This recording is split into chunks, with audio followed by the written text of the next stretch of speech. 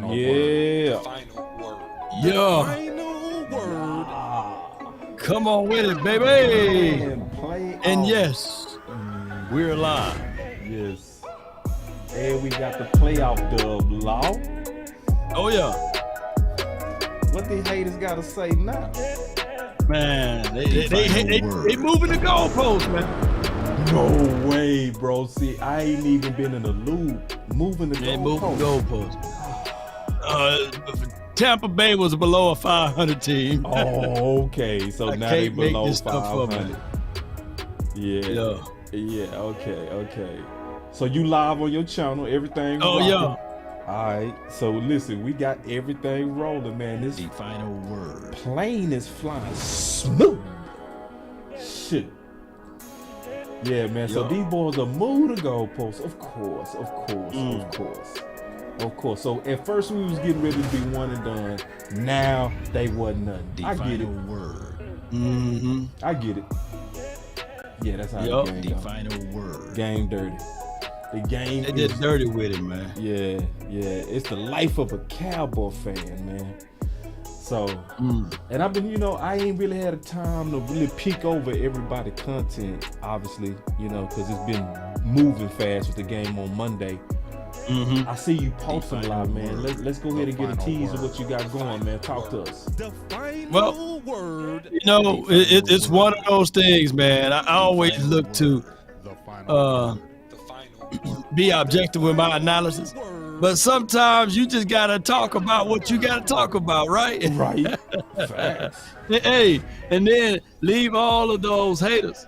When we check in over there on the Tampa Bay side, listen to all of them crying about what we done did to them, and a few Cowboy players, a few Cowboy fans, allegedly, the fickle fan. This is how they sound, man.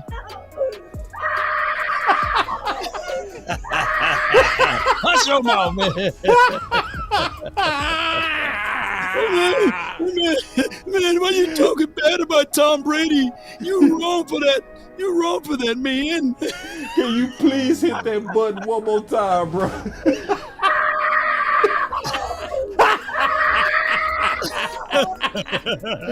Oh man. Hey man. Oh man. You should have some respect, man. They get mad at my memes, man. They get mad at my memes on YouTube, man. I'm sitting there like, what? They want you to show some respect to Brady. As a Cowboy fan, literally, there's a comment. As a Cowboy fan, that's disrespectful.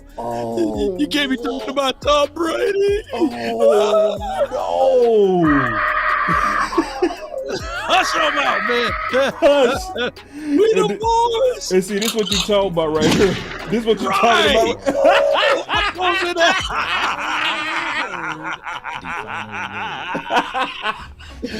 Oh man, let's kick it off, man. Let's get it. Emotional damage. Ooh, we got dog. Boy, Law, you wild, boy. We gonna start it off with that. I want to start it off with that. Oh, let's go with it. Oh, man. Yeah. Run it up. Let's go, man. Let's go. Get it, baby. I've been really in the field, lot of rush, I love the feel. Love it. Really, I just wanna run it up. I do. Don't need no deals, I make the deal. I can take you to a meal. Lately, I just wanna run it up. Yeah. Kinda check the song. Lately, I just wanna run it up. Count that too, count it up. Yeah, your team is a playoff winner. Need them ones, I need them fives, need them tens, I need that change to the same. Got blues inside. I wish you had that Holmes Greens and pinks, song. it's all the same. Which song? We still them boys. I can pull that, bro. I can pull that right now, bro. You gave me a second. Matter of fact, if you got the link, I'll pull it. Oh, I don't have the link though. I should have been looking for it. I found it, but man. I ain't feel like running that back. You know what I mean? I was just like, been there, done that, Okay. Yeah, but we still them boys, but though. we still them boys, though.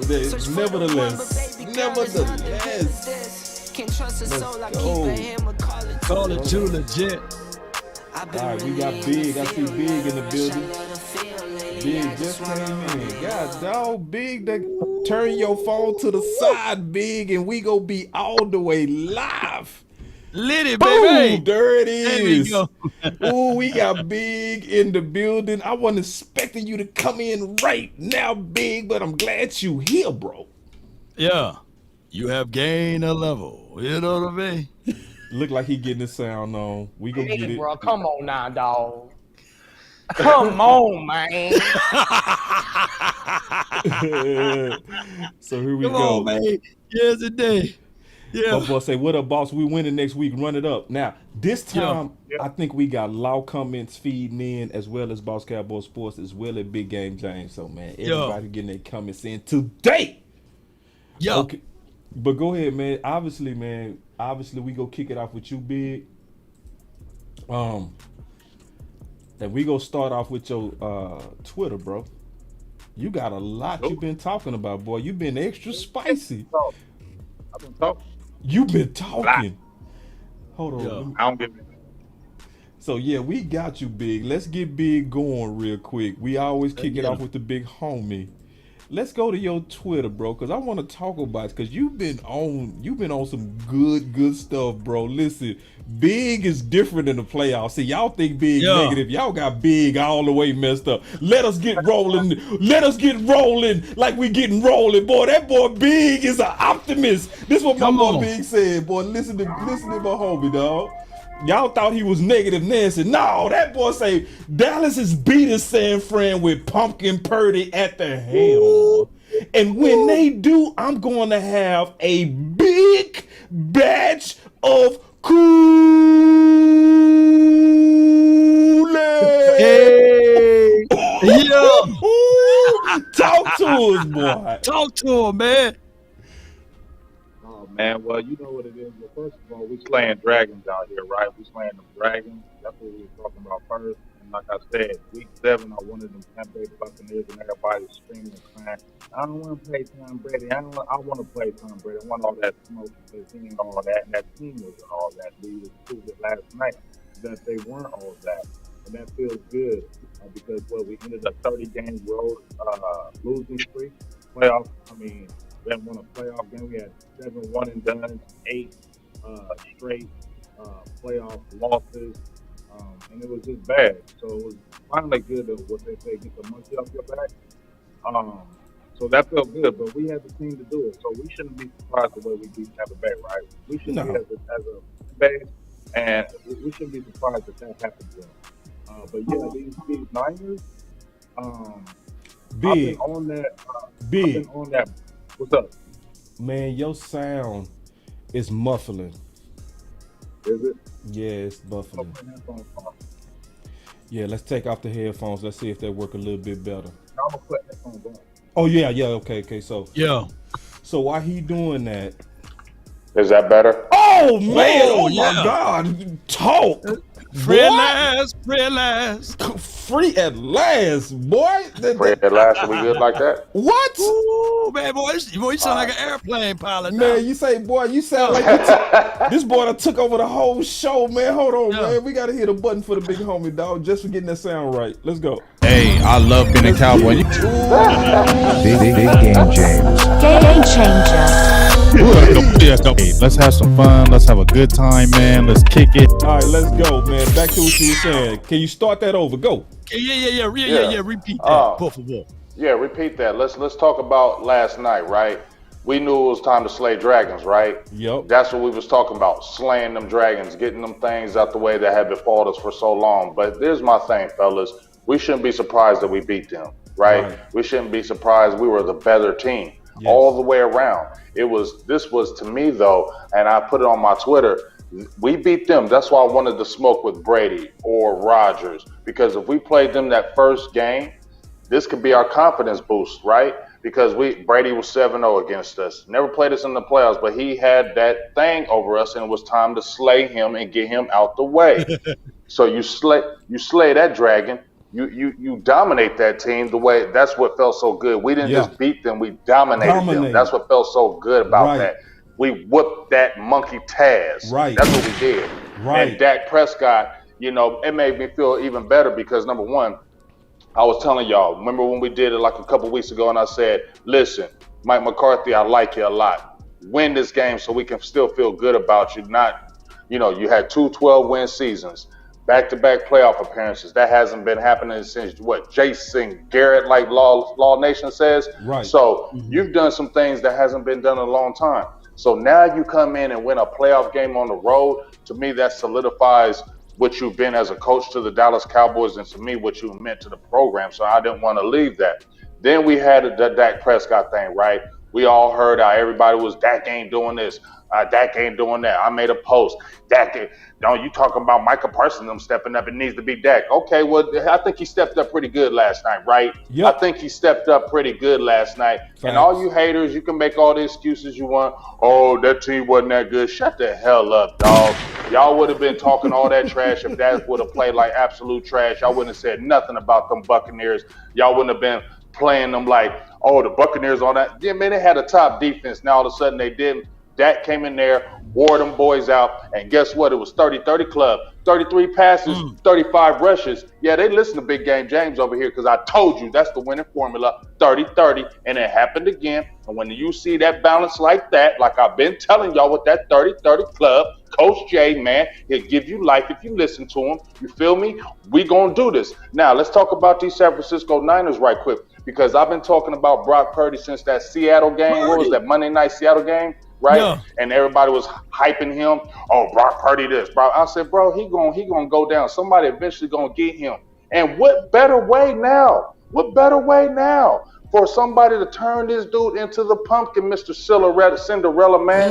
You are gonna be a pumpkin this Sunday coming up. You're gonna be a pumpkin. It's gonna wear out. This is our time for us. I ain't saying anything after that game, but I know this game, we're going to beat you. We're going to beat the Niners. We're going to go into San Fran because right now we ain't got nothing to lose. Let's keep it real. We ain't got nothing to lose because nobody was really expecting this to happen, right? Nobody was really. And guess what? They're going to say San Francisco got the defense. They got Christian McCaffrey. They're at home. They're going to be marching their way to the Super Bowl. Yep. Keep on thinking that because you know how you surprised us last year? It's about to be a role reversal and the Cowboys going to come in. And as I said before, Boss and Law, I told you, 2 playoff wins, big batch of Kool-Aid. It's coming. I don't know what flavor I'm going to drink. I don't know what flavor I'm going to drink when I make this big batch of Kool-Aid because I'm going to have it on the show. It's going to be a big batch. You feel me? A big batch. And I'm going to drink it right in front of you.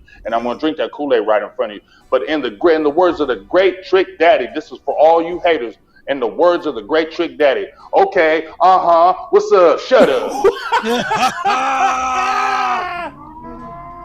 Let's go with it, baby. Hey, Big Game James off the top rope, y'all. I don't even have words to say, but this cut deep within the hearts of all of those that's out there hoping and wanting the Dallas Cowboys to lose, to hold that L. Now, I'm hearing a few Cowboy fans placating to the fact that the 49ers are someone to look forward to. Look, excuse me.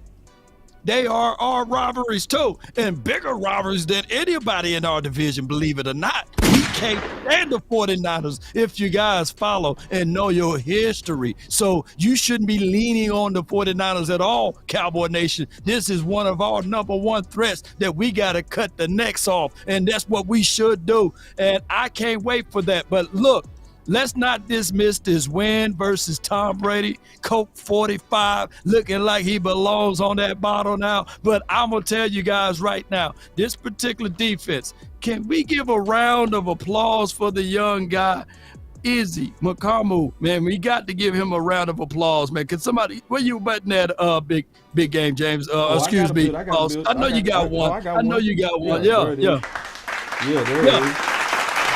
Yeah. Easy. All I see with this team is continuing to make things happen out there on the field. Look, we lost our left tackle. That's okay. They inserted Tyler Smith. He was able to stand tall all this season. I said to this point and this degree that Tyler Smith should be considered Rookie of the Year. Let me repeat, he should be considered Rookie of the Year because it's so hard to bring forth a left tackle, a guy that all off season played at left guard, but at the tip of the end of the preseason, my guy Tyron Smith meat fell off from the bone, and they had to slide him back to left tackle without a lot of reps, and he stood tall in the gaps. So let's give him a round of applause for this year. Let's give him a round of applause, man. Clap it up. Man, we're going to have to give out trophies this year, man. Excuse me. And let's give out a round of applause because to this dude right here, Tyron Smith, man, that boy is good. Look what he done did to David and all of those linebackers. Did you see the film? Oh, my gosh, man. He put that boy in a blanket and said, rockin' my baby. You know what I'm saying? Tyler Smith is something else. Right here, you got it, huh? Yes, indeed. I said, you know what? This dude said, all right, hey, let me tell you what you're going to do about this one since you know our plays. Let me show you what I'm going to do to you. Yes, indeed. As old as you are to me and I'm young now, I am your father. Yes, indeed. Look, he's a rookie, baby. He's a rookie. And standing over him. Ooh. Yes, indeed. Hey, all I can hear now from what they said over there, this is what they said over there, y'all. Let me tune in. Let me give y'all some audio to that clip right there. This is what my guy was saying.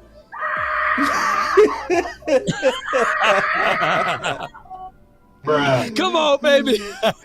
That's all I got to say, man, because I'll go on and on talking about Duron. I know he gave up a touchdown, but he still was solid in his game. I love our young team, man. We're doing a great thing on the defensive side and the offense. But let's go. We got a super chat. Hey, another big shout out too, though, because I feel like the offense, and this is no hate on Jason Peters, but you remember when the OC was talking about how he rather the Jason Peters play inside and Tyler Smith play outside, right? And I was saying that in this game when it looked like we were sluggish, I was just feeling like, man, can we get Tyler Smith back at tackle and Connor McGovern back at left guard because there was cohesion. I get it. Connor McGovern ain't the greatest guy. I get all that, but there was cohesion, right, fellas? Yeah. This is what the OC said. We still got to have cohesion. And for you to insert Jason Peters in there and switch it all up and all that, I don't like how Jason Peters got hurt, but I do like how when he did go out, you put Connor McGovern back at the left guard, you slide Tyler Smith back at that left tackle, dog, and then you rolling. And it just seemed like our offense went back to rolling like it was. And shout out to that offensive line because I felt like that was one of the keys to the game was our offensive line. If our offensive line did what it was supposed to do, I felt like we were going to really dominate that Buccaneers team. And they came in there with a mindset, and I really like that because think about it, fellas, we were struggling on the offensive line the last 2 to 3 weeks, right? That was a big question mark, especially the running game, right? And so when they came in, Vita Vea, they had the other cat in the middle, and they were 6-2 when they both played together, Akeem Hicks. And Vita Vea, I believe they were 6-2 when they both played together. So for us to come in Tampa and whoop them like the way we did, like you said, have Brady looking like that. And here's the thing. They didn't have no run game, fellas. So we shut that down. Shout out to Jonathan Hankins too, fellas. That's the guy we wanted. You have Melville Gallimore and Quentin Bohanna inactive. And you just had Hankins in there, and he did the damn thing last night and got a sack. You feel me? So shout out to Jonathan Hankins for playing big boy ball. And just the way you knew Brady was going to throw the ball. He threw 66 times, fellas. We made them one-dimensional. And we made them one-dimensional. And like I said, I'm really excited for this San Francisco matchup. You know why? Because I feel like we're going to let it all hang out. And what did I tell you, boss? Road Warriors. This was better for us because I feel like we would not have played this way in Dallas. Just my opinion. We wouldn't have played this way in Dallas because all that other stuff would have been going on. You feel me? So that's why it was good for us to take our show on the road and do the damn thing and play free. And that's what it is right now. How about them Cowboys? And it's about knowing your team. See, first of all, I want to say this. Shout out to Big Game James. So I know, yes, I did put Jonathan Hankins in the Boss Cowboy Guide. But that came from me listening to the big homie, Big Game James. 2 years ago. 2 years ago. Yeah. Cause I ain't gonna never forget. We was starting to think about the final word. We didn't do it yet. We was thinking about it.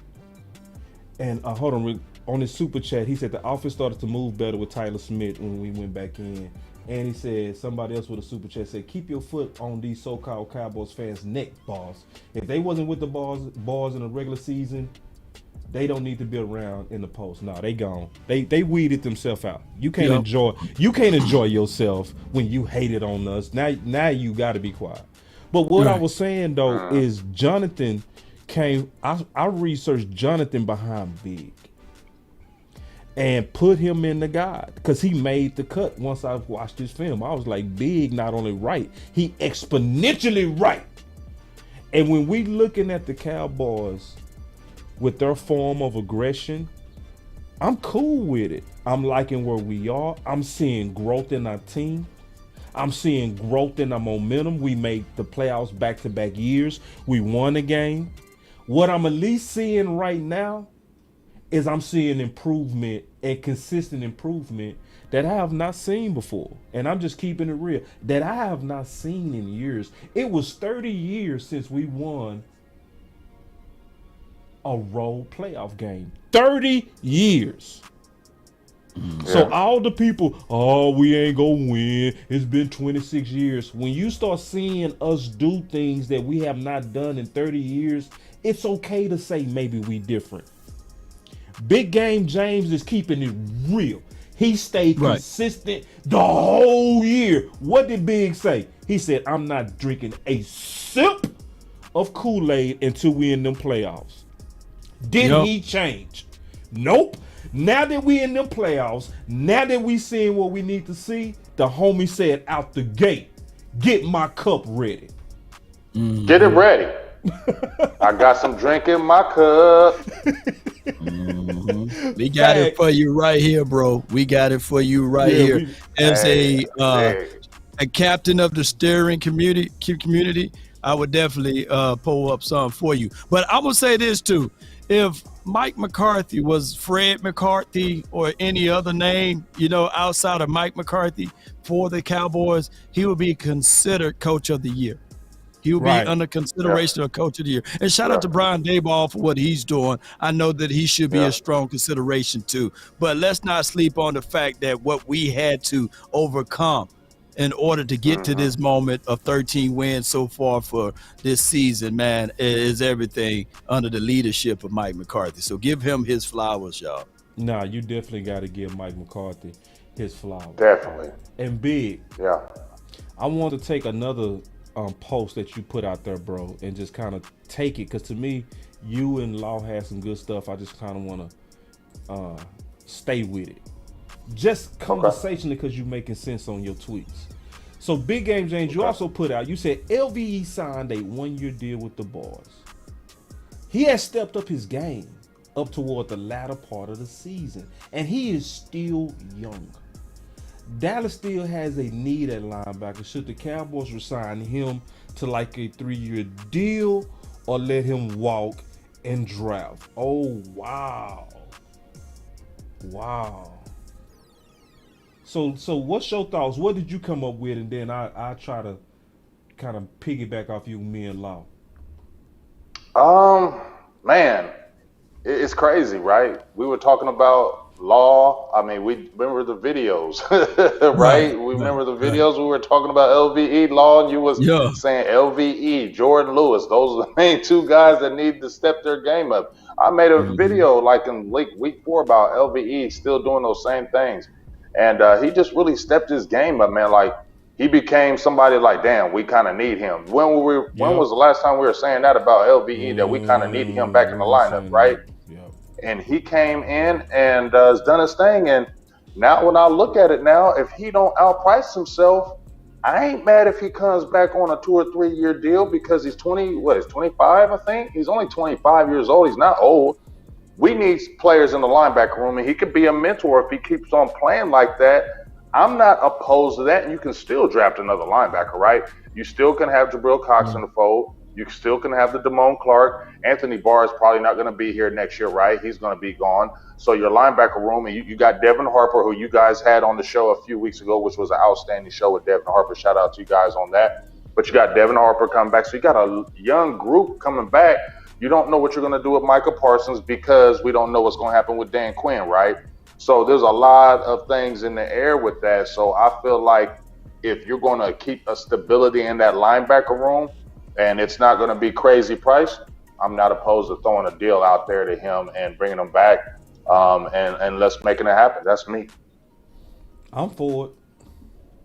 I'm all down for it too. We go ahead, boss. Yeah, I was just gonna say, yeah, I'm all the way for it, and I think he gonna be at a good price. You know, all of us basically just wanted him to return to the Wolf Hunter, and we starting to see the Wolf Hunter. Like, you know, it was some people that was coddling LVE, but I'm gonna say this, and I mean this. I think one of the biggest benefits to LVE and what helped LVE gain was Clark. Hankins. Jalen Smith or Hankins? Yes. I'll go give you my analysis on that, but go ahead. Hankins helped his game in terms of being able to help him with his run fits, you know, being able to keep those obviously guards and centers from getting to the next level and all that. He takes on doubles well. You right, schematically. I was talking about mentally. You know what I mean? Somebody that had a similar injury that played fearless. I think that, you know, took LVE out his shell and he began to play like former LVE. And I do think it sometimes helps you when you're able to watch people play fearless with the same elements that you had. So I think Clark was a blessing to LVE. I think they still go be a long-term blessing to each other. And I think because of the neck injury and because Dallas was one of the only teams that took a chance on him, he likely go come back for a cheaper price. And based on how he's starting to finish the season, I will be all the way cool with it. Yes, indeed. I just look at LVE. When you all look at his scouting report, you would clearly see that the dude had issues with disengagement, right? Keeping his pad levels low. But one thing you can say for sure is that this dude can climb, scrape, and he's one of those guys that can cover well. I look back at his rookie year. He had picked off. It had 2 interceptions, I believe, and that would primarily be due to the fact that he was controlling the hook area. So what I can tell you guys when I look at LVE's tape, I look at a guy now that's covering the hook to flat and that can do all of those great things for us down the line. Yeah, I love it, man. I ain't tripping on it. And so, Lau, we go to one of your tweets real quick, a couple of them real quick. Yeah, go ahead, OC. Yeah. Look like the Wi-Fi monster got you. The Wi-Fi monster, come in. He said the Wi-Fi monster. Yeah, he got you. Yeah, he get OC every time on the initial one. Then OC come back strong. But this is what you was talking about.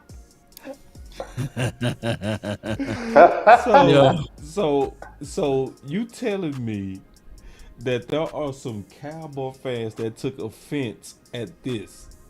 Yo, they said that, Law, man, you being harsh to Tom Brady.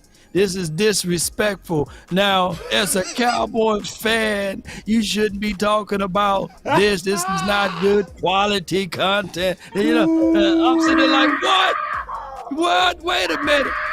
All of these years, even the dude by the name of Stephen A. Smith, because we know it's a play on words when he say the Cowboys are an accident waiting to happen. We know collectively, for those who really follow the sport, we knew what he was really talking about. He was really talking about the injuries of the Cowboys, and especially primarily Tony Romo, right? That's why he would say an accident waiting to happen. Yeah, what will go wrong, something will happen. You know, what can't go wrong will go wrong. All of that stuff. So primarily, it's okay. It's cool when other people do it. It's a problem when the Cowboys do it. Right. And that's sad, man. Let us talk about Tommy Boy. Let us call him Coke 45. Let us speak with our authority. Because if it was the other way around, they on national TV calling our starting quarterback, ASS, on national TV, calling our quarterback whack and calling our quarterback trash Scott and all of that. And we can't return the favor? Come on, man. Where your cojones at? You know, he kind of sound like the person that was in that comment, kind of sound like we them boys. You know what I'm saying? Talking about it's a guaranteed loss. You know, we going to lose. Yeah, we going to not hold up to the Tampa Bay Buccaneers. We're going to fold up like a wallet or a lunch. No, stop all of the nonsense, baby, because this is what football is about. Talking your talk and walking your walk, and let Law Nation and all of us on the final word talk our talk, baby. Man, say it. OC, what was you going to say, big dog? Boy, no. Boy, that Wi-Fi that took you over today, bro. And look, the Wi-Fi took over Law too. Look at Law still talking. Like a red Twitter. Law still talking, and he not even talking. Yeah, no, let me see if I can refresh this. Man, we got to figure out this Wi-Fi. See, it ain't me, because me and Big, we good. What about good. Now you good. There you go. Another camera. I was wondering. I was looking at Law like, why is he talking? I don't see his mouth moving with it. It was not going together. I was like, what the hell is going on here? What the other camera's a 4K camera. I'm gonna switch down. I'm switch down. He had to go to 20K. Yeah. 20K. Am I good, boss, or no? You good. I'm good. The third time was a charm. Go. All right, cool, man. So at the end of the day, man, I love all the content, man, and the posts that Law put out, man. The old man pushing Tom Brady. In particular, let me just say this. This would really kill me. And I hope you got this one. The short video put out there showing all the things that I heard was saying about Dak Prescott being a above average quarterback, and then showing him throwing the touchdowns. Oh man, classic. Oh yeah, classic stuff. That video. I saw that one too. Classic good stuff by Law, man.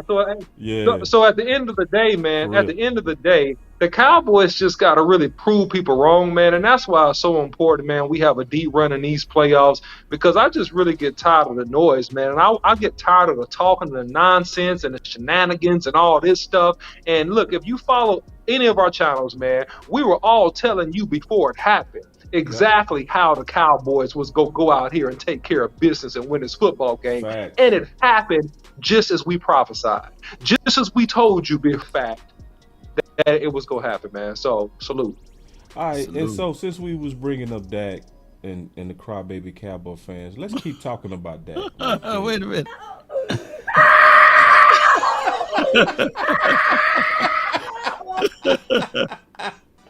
Yeah, man. Come on, Cowboy fans. Come on, bro. Like for real. Dak lit these boys. Dak lit. Go ahead, OC. Go ahead. No, man. I just gonna say, man, Dak Prescott, man, was throwing that ball, shooting the gun, straight up setting it off, man. Versus these boys. Boy, that Wi-Fi monster. Boy, that Wi-Fi monster is undefeated today. That Wi-Fi monster, Tampa Bay fan. Say it again, OC. Try one more time. No, man. Go ahead and switch off. I'll come back. Go ahead. All right, so we got it. All right, so obviously Big, you with us? Ah, dang, man, what's going on with you boys today, man? Hey, what's going on? It's a B-mix, boss. Boss, it's your fault. It might be me. It can't be me. Of course you gonna blame me. And you've been having Wi-Fi issues since day one. But hey, it's my fault. But it's my fault though. It's cool. It's my sister. It's my sister. Okay, sure. Yeah, it's happening. Oh yeah, it's happening. It's not happening to me and Big Game James though. It's not happening to me and Big Game James though. You know what I'm saying? Big Game James is coming through his phone and he being close for a second. Don't trip. Go ahead. He was playing with his phone. I saw what he was doing. He had his finger like my phone been on point, OC. My phone been on point, dog. Okay. So, Big, I surrender. Let's talk about these numbers, big dog. Yeah. You got it. Flame. I mean, flame on. Like, what we talking about? Like, what's that? Flame on? Yeah. Flame Yoga on fire. Yeah. He's on fire. You know what I'm saying? Like, it just feels good for me, for Dak, because, you know, before, you know, this game happened, you know, I made 2 videos, boss, and I was pleading, Dak, come on, dog. You know, I need you to really bring it. Like, I need you to bring it like no other, because I don't want people just be dogging you like they're going to attack you. They're just going to run their mouth about you. And I'm just tired of hearing that stuff about him. You know, you can't even do a damn show nowadays, Boss, Law, and OC. Facts. If you mention Dak Prescott, everybody want to jump in the feed and throw you off your game. You trying to talk about it, Dak this, Dak that. Man, shut up. You know what I'm saying? Stop talking about that. You know what I'm saying? Yeah. And that super chat right there, $4.99. Shout out to the OC, but I'm gonna go ahead and piggyback off that one, because I made a couple videos and I implored Dak to run. Yep. I said, because you remember Russell Wilson when he was with the Seattle Seahawks, right? Yeah. One thing I liked about Russell when he played with the Seahawks was if that ball, if it wasn't there, he took off. Right. He took off, got the first down, and said, let's live another day. I ain't worried about all the other stuff. We just need to get a first down so we can keep this play going. And that's what it felt like I saw from Dak. It felt like Dak was like, I don't care. We need to get this ball. Like, if we struggling a little bit and I got to run this, boom. Because I kept on I told myself, Boss, Law, and OC, was that, man, don't stand in that pocket when it's right there to run. You feel me? It'll be like a 3-4 yards and Dak can still hold it a little bit and try to make that pass. Right. Run, dog. We can worry about that the next day. And I loved it when he was like, it ain't there. He was tucking it. He was running. He was running with authority. He wasn't running hesitating. That's the thing I was loving. He was running with authority. He was not hesitating when he saw the hole or he saw a crease. He said, I'm going to do whatever it takes to win this game. And I felt that from him. I don't know, just from me. I don't know if you guys felt that, but it felt like he was not going to let this team lose. We are not going to lose this game. It ain't going to be me. Y'all get on my back. I'm going to carry this team. That's what it felt like, and the team just really followed him. So I'm really just happy for him. Shut up the haters. Go up in San Francisco and do the damn thing again. And I don't give a hell. And it's just funny to me, you guys, how everybody wants to mention interceptions with Dak Prescott, right? When his whole career, he's got it's like 1.9% percentage of interception rate. He has been a caretaker of the ball, right? Right. That's what he's been his whole career. Now all of a sudden his whole career he's been a caretaker of the ball. Now all of a sudden we're mad that he's making interceptions. All I gotta say is this, y'all, Cowboys fans that are mad at Dak with interceptions. You're probably them same Romo fans too. And I had to jump on the tape. I'm sorry. I ain't hating, but I had to jump on the tape. And I had to tell people, don't act like y'all don't remember interceptions in Dallas Cowboy land. Y'all act like, oh, Dak doing this with interceptions. Bruh, Tony Romo, do we remember how many years we were let down when we would be coming in a game or we'd be right there and he'd throw a back-breaking interception in the game? Do we remember all them years he was averaging like damn near double-digit interceptions? Like, calm down with this stuff with Dak Prescott, man. We've seen this before in Dallas Cowboy land, so don't act like that was brand new, okay? Quarterback's going to make mistakes like that, but you don't sit there and say he's a garbage quarterback when we've seen tons of quarterback in this league, top ones as well, throw picks. Eli Manning, last year, Matthew Stafford led the league and was in the Super Bowl with interceptions, so hush all that noise, and I'm glad he shut people up. And you know what? I don't even care if you shut up. I don't even care if you hate him. You can still talk your trash, but guess what? We in another round with that bummy quarterback, so shut the hell up. I got something for Law. I need the cash pronto. I don't throw interception like Romo. Layup time, baby. One more time. I need the cash pronto. I don't throw interception like Romo. Like Romo. Yes, indeed, man. All right, so when we look at this, man, we see how other analysts give leadway to the other quarterbacks out there. I was listening to an analyst when Josh Allen threw his 2 interceptions against Miami Dolphins. They were saying, oh, One of the interceptions, he just being aggressive to put the team away. So we'll give him that interception. Oh, the other interception, he was just trying to be aggressive, and it was really his fault, but they just trying to put the team away. Allow those 2 interceptions. Allow that fumble from Josh Allen. That dude had those type of games, and nobody brought up the fact that he was playing against a guy by the name of Skyler or Sky, whoever his name was, for the Miami Dolphins. Shout out to the Bills for winning. I'm not discounting the win. Shout out to Josh Allen, but it's cool when they do it. It's a problem when the Cowboys do it. That's just what it is. So we got to go up against Tom Brady, and then they would try to flip it against us and say, well, you know, it was a team below 500 that was in the playoff that really didn't belong in the playoff, those type of things. But I would tell you guys this. Dak Prescott, the quarterback, all in the regular season, we were 8-3 with those interceptions. So a lot of interceptions, but we got the wins. You know, that's all that matter. And on top of that, this particular team, y'all, in these playoff games, you know, when you talked about Dak Prescott running the ball, the option and the opportunity will be even more against those 49ers. Just look at the tape. Cool when they do it. It's a problem when I do it. Fuck them. Fuck 'em. Yeah, I had the whole word. Hey, man. Hey, man, that's what it is. Hey, man, I gotta give a shout out to this one, Boss Cowboy. You gotta hit the button after this one, Boss. He said, if we, this is Casting Cowboy 817. If we locked in, ain't no switching up. We bringing that smoke to fan friends. Yeah, we locked in. In that we trust. Ain't no switching up. Oh yeah, man. Go ahead, OC.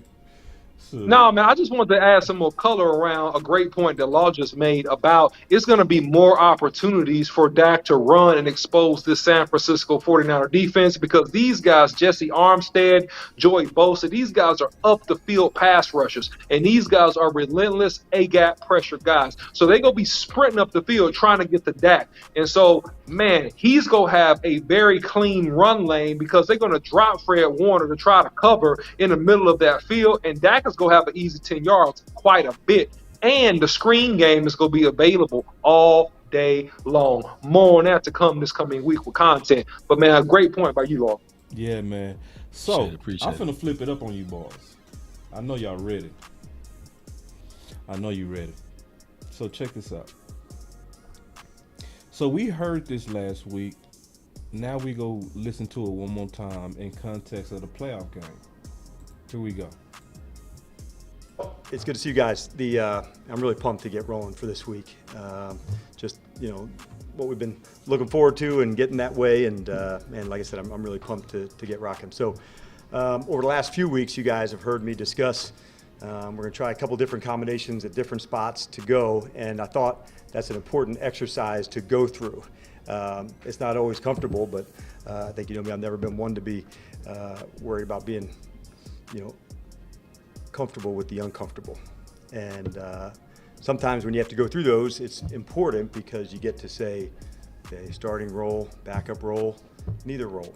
And I like doing that. And you gain things, you gain experience, you gain stuff to go through. And it really lined us up into where we're heading into this week. And so that's why I think we had discussed that, you know, previously about, you know, how we would feature some guys and how we'd roll. And now that we're here, we get to do that. And so it kind of gave us a vision of, you know, how do we feature the guys best heading into the postseason? So with all that said, I know you guys got a bunch of questions, and let's get the whole thing rocking.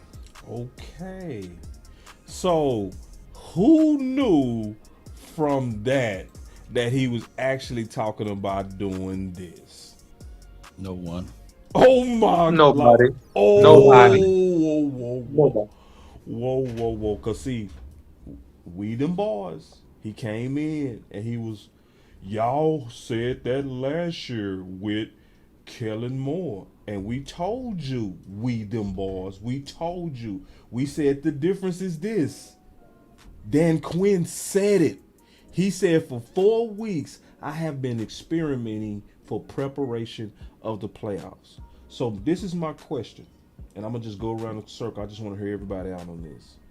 What does that say about Dan Quinn to be to actually know from practice that Israel was that guy. And he played like he was that guy. They kept that under wraps, and that was from practice. They didn't put him out there. They hid him. They also hid that they was going to move Micah around. For weeks, all of us have been saying, why are they keeping Micah at the defensive end? He was better when he was moving around. And the OC and I came out pregame and said we want to see A-gap pressure from Micah Parsons. And Quinn did all of that too. What does that say, Law? Not being complacent. Go ahead. Oh, yeah.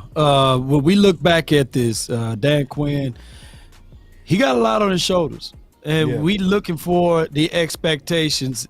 It's at his all-time high now because of the moment of history that we dealing with.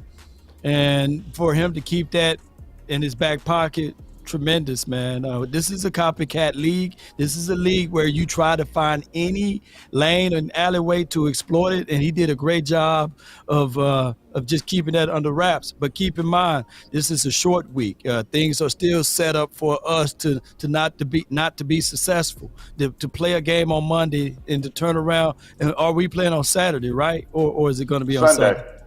So we played on this Sunday. So what is it, 5-day spell here? And he got 2 interviews now. He got the coach trying to beat down his neck, trying to get him to come over there. And he got the Denver Broncos. One thing I know for sure, and I know my guy, the OC, and you guys can back me up with this. When you are valuable and wanted, the team or the people that want you will respect that and circle back to you. Meaning that if Dan Quinn said, hey, I know that the opportunity is grand. I know that being a head coach is very special, but I'm doing something special here, and my focus is on the Cowboys this week. I would love to interview with you guys, but unfortunately, I'm trying to win a Super Bowl. And that should be the battle cry for Dan Quinn. But it seems and it appears that he will be stretched out for these multiple interviews. And I'll be looking back at this defense to see if there's any wrinkles thrown out there. What's y'all thoughts on that? Because I don't like it. I think that the NFL should look at this policy and say, hey, after the Super Bowl, you can start interviewing people. This is equivalent to tampering. If this is the case, if other teams and owners are able to reach out to coaches for interviews, then dog it, when the season is over with, we should be able to open up the trades again, and we should be able to reach out to the Arizona Cardinals and say, hey, DeAndre Hopkins, we need you for a cup of coffee. We should be able to open up that, because what's the difference? That's a good point. It's tampering is tampering. Tampering is tampering, NFL. Yeah, and the timing is bad. Like, we got a short week, and you got guys interviewing. Any second that's taken away from preparation is taken away from my chances of winning. And you're right. You know, what's your thoughts on that, Big? And hold on. I know people said D'Amico Ryans got interviewed. Hey, and it's go for all part. I'm not just saying this for my Cowboys. And D'Amico Ryans, he's going to be used. He's going to be used as an interview guy so that they can solidify that doggone Rooney Rule, which I'm really not a big fan of. And I hope that they get rid of that, because there's not genuine interviews. So they just sitting there saying, let's get this quota. Let's go ahead and bring in D'Amico Ryans to solidify the quota. Wasting that brother time going out there. They better hire him, god dog it, if they're going to bring him in. And where's all the interviews for this dude, Eric Bieniemy?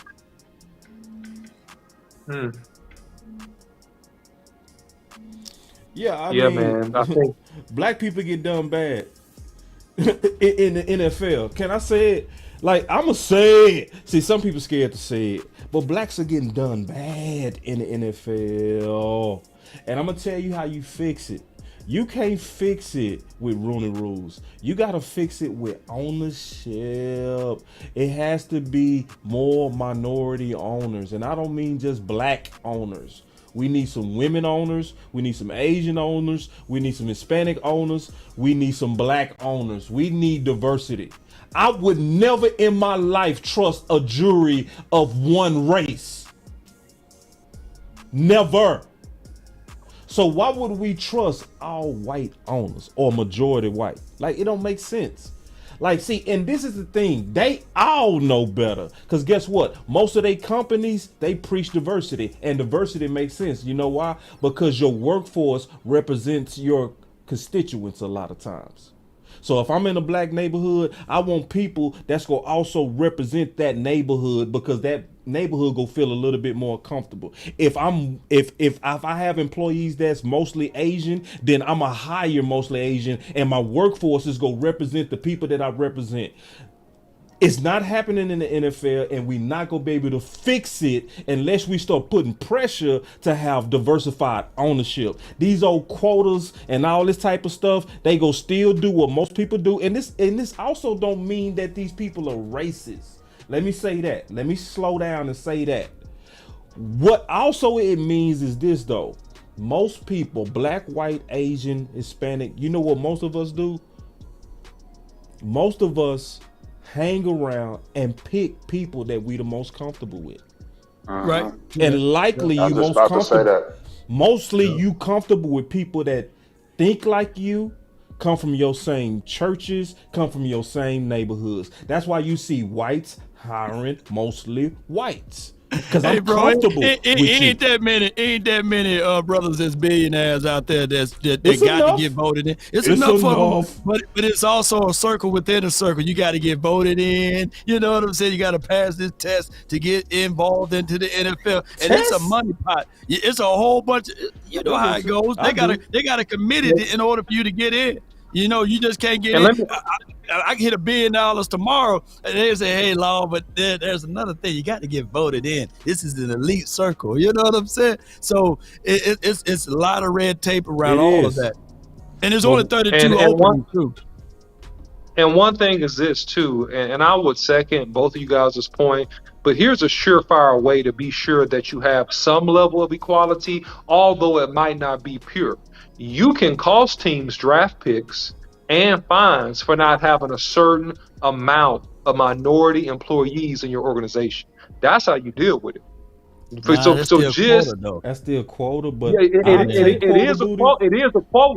is a quota, but it's giving minorities an opportunity, and it's giving you a chance to get a seat at the table and prove yourself. And so if you do well in that role, most of these coaches bounce around. You're not going to be necessarily in that organization forever, but it gives you a chance to at least show up at the party and do what you can do and prove yourself. I agree with both of you guys are saying, but I'm saying unless it costs some money or unless you get some type of minority ownership, it's going to be very, very difficult to control, because it's no penalty just to say that it's a Rooney Rule, in my opinion.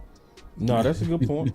That's a good point. True that. And Mickey said, "Hell, they fired Lovie Smith after 1 year with." I was just about to say that. That's so. That was just a show. That was just a show hire. That was just a show hire, in my opinion.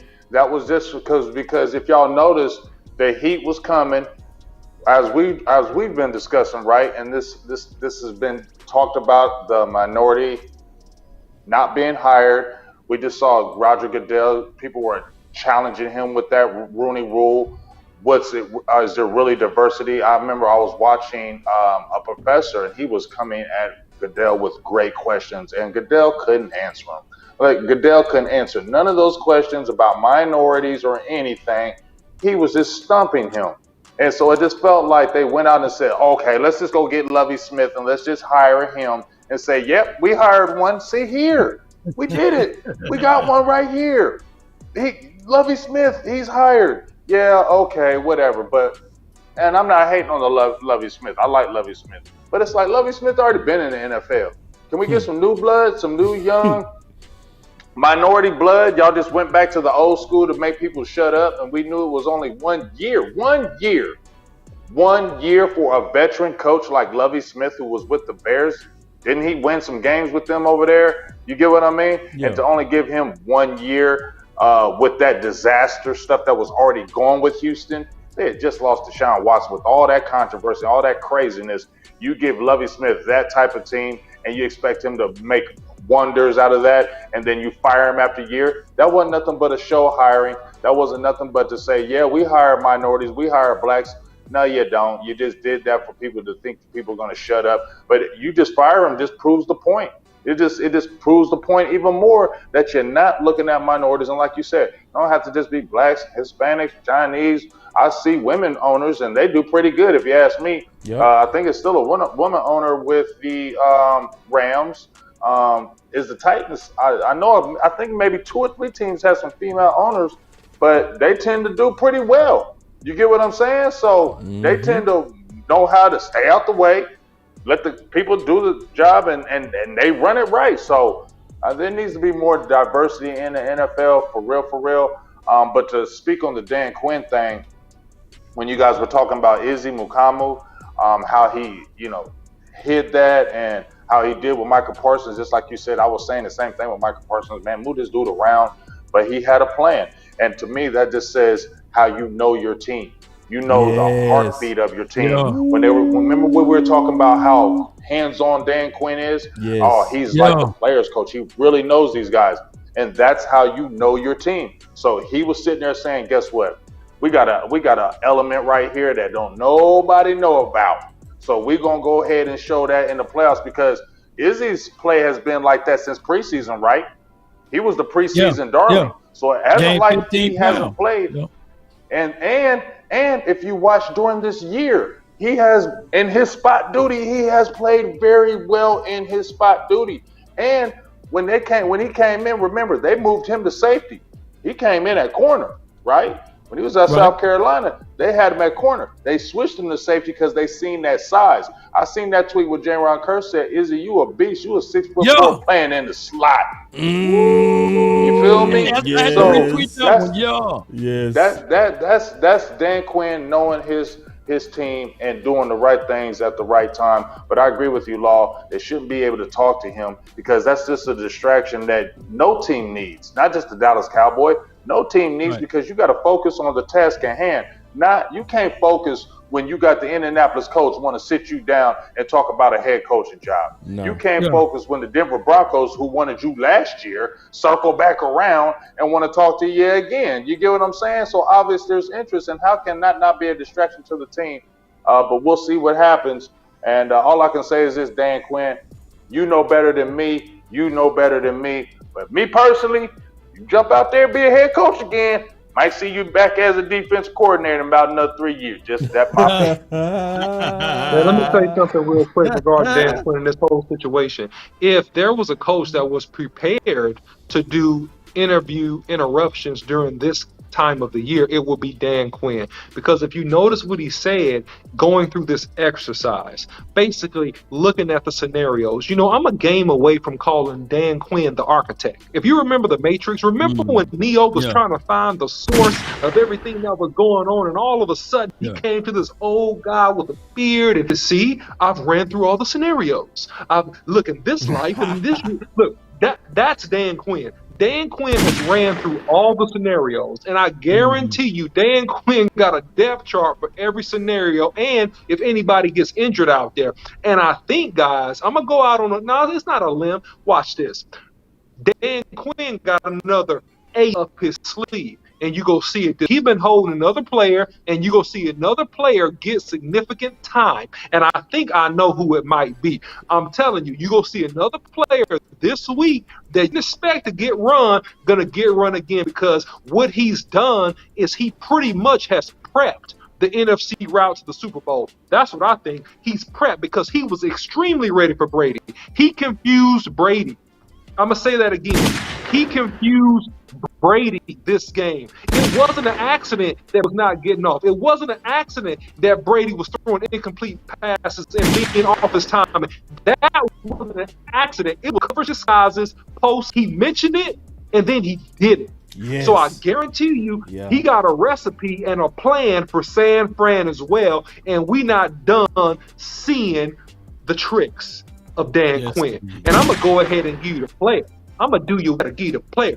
I'm going to tell you who I think it's going to be. I think Jabril Cox gets a run. Oh, hell no.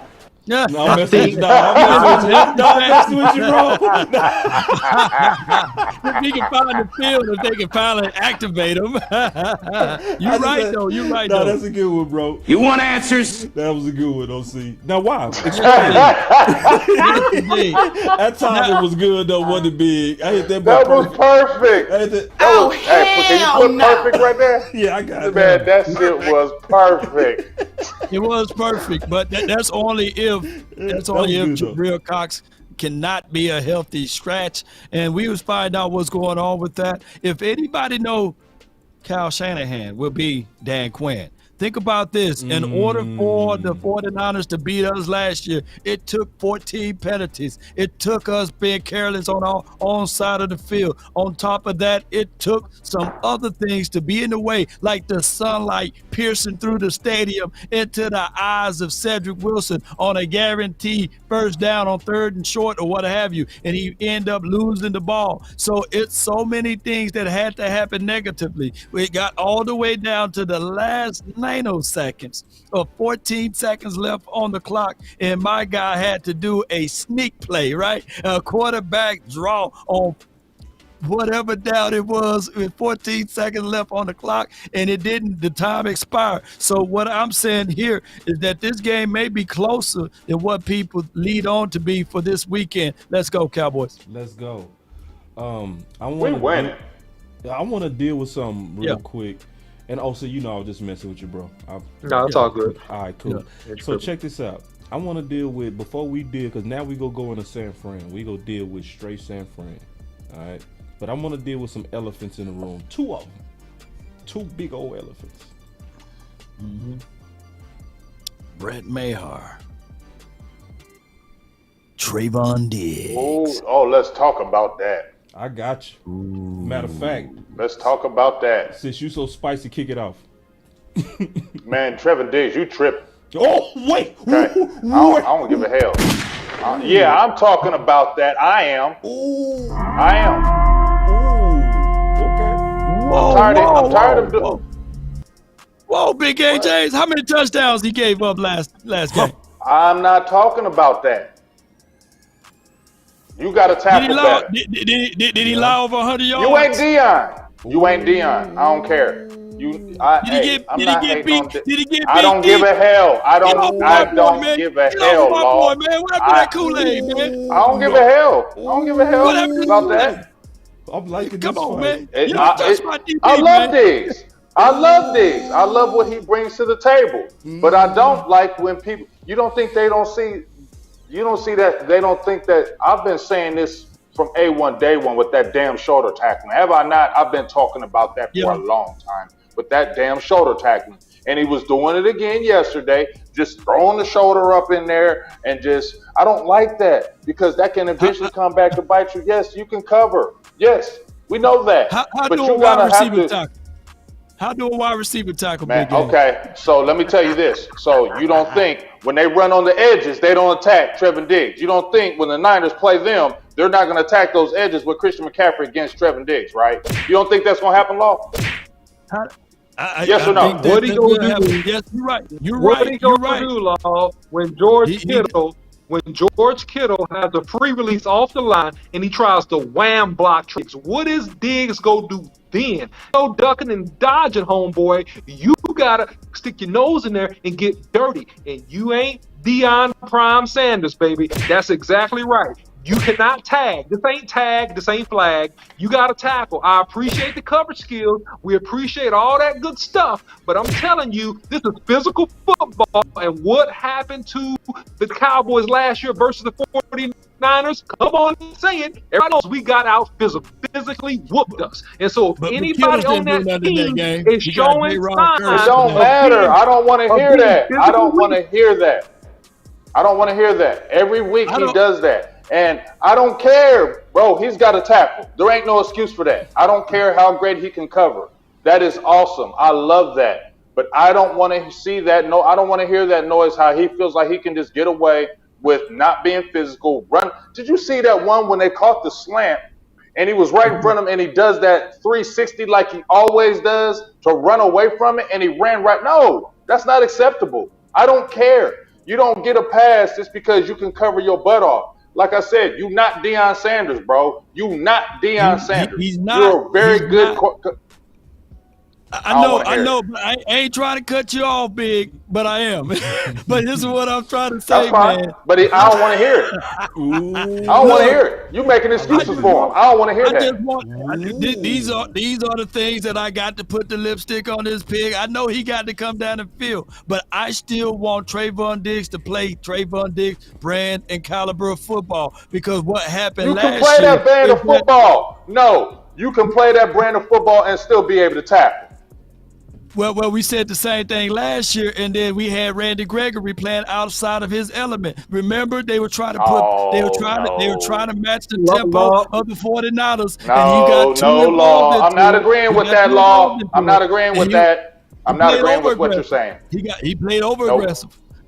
I don't care. Not to cut you off, Law. No. And not to cut you off, Big. But let me jump in here and say one quick thing, because you talked about him playing his brand of football, Law, and that's what you just mentioned. What about the crossing route that Michael Evans had when he was playing off-man coverage, outside leverage? Shouldn't he have at least taken away inside leverage and squeezed a little bit tighter versus giving Michael Evans a free, easy release to run across the whole field and catch the football? And by the way, before he got ran out of bounds, to look at Trayvon Diggs in his eye and mush him like a little mutt and say, boy, you ain't handle me, boy. You can't handle me. Oh, and then another play before that, and this was earlier in the game. He was against Trayvon Diggs, and he picked up Trayvon Diggs and sat him down on his lap and started to burp him like a baby on the sideline during the run play of Leonard Fournette. So what I'm saying is this. What do you think is going to happen versus the San Francisco 49ers and how they're going to attack? That. We know they're committed to run the ball. We know they're running this ball at least 30.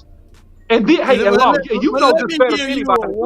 These boys block. These boys block. These boys block. And so I'm going to say this real quick, and then I'm done, Law. I'm going to say this real quick, and then I'm done. Look, if we cannot be physical and beat man on man and get off blocks, Law, we're done for. Because if we can't get off blocks, we're not making a single tackle in the open field. And these boys are taking a lot of runs to the house. And that's the problem. No doubt. But let me hold up, Law. Let me get one last thing in, Law, and then I'm going to finish with this. You saw what they did with Mike Evans, right? They ran him right across because they know what Trevor Diggs hit. That's a weakness. When they run him across the field like that, that's a weakness. That's why they put Michael Evans in that slot. What the hell you think they're going to do with Deebo Samuels and them? What do you think they're going to do?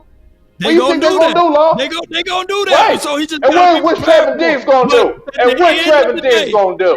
At the end of the day, now it's my turn. Let's go, Law. You got to bring it, Law. You got to bring it out. Law, you get your head whooped now. Law, I'm just going to tell you the truth. You get your head whooped, but we need you to come strong right now, Law. We need you strong, dog. That's okay. I'm going to be strong with it. DOC.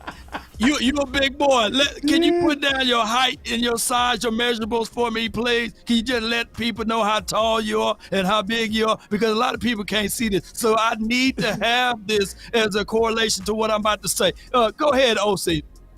Yeah, I'm 6'4", around 260. 6'4", 260. And what you drive? What I what? You drive a big truck, don't you? I drive a truck. Yes, sir. You drive a truck, right? So that's what you do. You drive a big truck because you want to be what?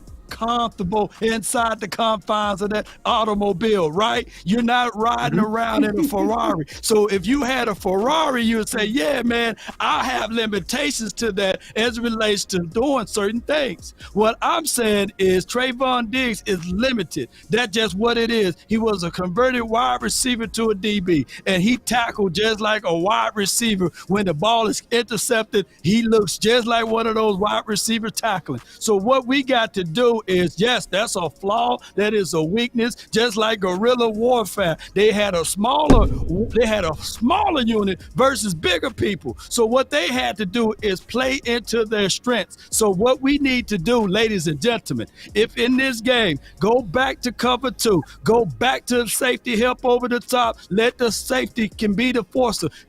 Boss Cowboy Sports, can you help me out with this right here? Hey, safety got these two things. I got to have some DB help. Hey, I'm the DB now. You need to be the safety, boss. The safety got two responsibilities. He got cutback and force. So if I'm gonna play underneath a little bit, I can tell you that Trayvon Diggs, he's not a press cover corner. He can get jammed at the line and lose positioning, and it can be even more embarrassing and subject to for that safety to get embarrassed. So what I'm saying is that if in a pinch I'm out there on the field, can we have the safety to help out Trayvon Diggs, especially in this game? Yes or no? That's a problem, Law. What you said is a problem. Theoretically, it's a problem. Because you have to roll coverage to your best cover corner because he won't tackle? Right. Is that what we're going No. What I'm saying is that even he can tackle, but his tackling technique is something that you will have to fix over the offseason. You can't fix this in 4 or 5 days. You can't. Man. You can fix it. No. You slap him in his mouth. You can fix it. You say get your butt in there and do it. That ain't no excuse because hold up. That's no excuse. I'm That's liking no this excuse fight because though. I've seen him games. I've seen games where he put his head in there and made some tackles. I've seen it. And it's right after Law, people was getting on him about not tackling, and then he starts sticking his nose in there. Yeah. But guess what? This what happened. He did it for a day. He did it for a game, so everybody shut up and leave him alone. And then he went right back to doing what he's doing, right? That's no excuse for that. I don't appreciate that. I don't care. I don't care who you are. You don't get by with me with that. And Boss should already know. Boss played cornerback at a high level. I played cornerback, but not at the level you guys did. But Boss, was you a tackler? Did you tackle, Boss? Yeah, did you tackle? Did you tackle, Boss? Hell yeah. Did you tackle, Boss? Man, Tom Brady, we knew Tom Brady wasn't going to do nothing. Law don't do that. He threw for 66 times, but he threw for 66 times. But you knew he wasn't going to do that. No, you knew that. Stop giving him some excuses. They're going to send Christian McCaffrey. They're going to send Christian McCaffrey. They're going to send Christian McCaffrey downhill his way. What was that one game? What was was it the Philly game they kept on tagging Trevor Diggs? No, you 280 dog. Was it the Philly game that they was attacking Diggs? 260. Like 260, 265. I vacillate, yo. Boy, you lying. That boy 280. Get out of here. No, I'm not lying. Man, get your. I'm not. You see this guy? See this guy? Number one bullshit guy. He do the wee woo. Okay, man. Now y'all so smart. It's all y'all fake know how much news. the boy weighs. It's phony I can't stuff. even give you my weight. It didn't happen. You tell me I'm 280. You are fake news. You about 280 though, man. Wrong. Oh, you see this guy? See this guy? Number one bullshit guy. He do the wee woo. 260. I'm not, bro. I'm not. I'm really not between there and 265. Seriously, it's cool. But it's okay. When you was in Houston, what was your weight then? What was your height and weight then? I played at like 305. Okay. Now would you buy a Honda Civic? Would you buy a Honda Civic and expect it to do the same things your truck doing right now? You know what? No, that don't work. Nice try. That analogy don't work. That analogy don't work. So just stop doing it. I got him big. But if I already know that I'm 260, or as y'all say 280, I wouldn't even consider a Honda Civic because I know that it's not accommodating to myself. But here's the real life issue, Law. If you go trips to one side and then you leave Diggs backside singled up, and they decide to run the ball that way, then you have no choice. You have to be a big boy, get off of a block, and make a tackle. You know, because in that situation, you are the force. You got to tackle that. It's no getting around this. You got to tackle. There's no getting around this. I mean, he got to come down and feel it. I'm not saying that. But what I'm saying is that basically, was he the reason why we lost last year against those 49ers? No. He was a reason. What are we talking about? He gave him a big play. He gave him a big play on Brandon Ayuk. He just got it. My thing is this, Law, because he just got to tackle better. Just that simple. And like some of it is just wrapping up too. Like it's that shoulder tackle is not enough. You got to complete the tackle. Just that's to me, that's it. You know. And I think Big is right in terms of he can be a target for big moments and critical downs. Because the film don't lie. Being all the way honest, Diggs did look like he didn't want no parts of tackling. He did. He looked like, and that's the scary part. Yeah, that's not. That's not good. That's not good. That's the scary part. Yeah, that's the scary part. Hey, even in that, when we play, remember when we played Philly at Philly, y'all? Remember when we played Philly at Philly? They were attacking him on the edges, like they were going after him. Him and Anthony Brown, both of them. They were attacking the edges every single play, going after him, and he kept backing up every single time. Like, he kept backing up. Those are going to be critical downs, just like Boss said. Teams are going to scout that, and they're going to do a certain type of play when it's a big play or a big down, and they're going to attack his side to see what he does. They're going to go after him. He got to get him on the ground. And we got to He gonna line 7 yards off the ball, though. I'm just going. He ain't a press cover corner, but he do have to come down the field. I know that. But he got to feel. Well, then if you we got to. He got to at least play inside, Boss. At least inside, Law. Like, he can't give up outside leverage, bro. If you go line up that far and you singled up, and you got to at least take away the inside. So we take a couple steps inside. We got us another. Don't be brain dead. That's what I'm saying. Don't be brain dead. Let's switch to this one. Hallelujah. That's an easy one. You can never trust a field goal kicker. That's easy. You can never just trust bring a a couple field more goal. kickers in here. You should have had a couple as soon as they landed the plane back in Dallas. You should have had a couple already stretching and warming up at the facility and go out here and kick some field goals. That's all you do with that. Bring a couple more kickers in here. Let's go. We trust them field and goal bring kickers one now. just in case he misses a kick. If he misses a field goal versus San Francisco, you put whatever that new kicker you just signed on a 10-day or whatever you got to do, and you put him right in the game instead of this kid. We ain't got time for this nonsense, man. We trying to go get 6. You can't miss no 4 field goals. We got to go back to Diggs with the super chat. We got to go back to Diggs. Coach Marv raised the hell of our point. I don't mean to go back to Diggs. We gonna go right back to that kicker. Okay, but y'all just beat me, all 3 of y'all on me, man. That's okay, man. That's okay, man. Today, it is like that, Law. It is. You didn't have my back, man.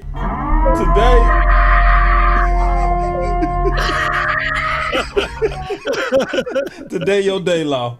We all get jumped every now and then. I got my brother in the chat. He's in the presence of the enemy, as you say. Hey, matter of fact, my brother in the chat said, your brother probably rocking with us right now. He said Trayvon Diggs don't believe in condoms. He said Trayvon Diggs don't believe in condoms. Ooh.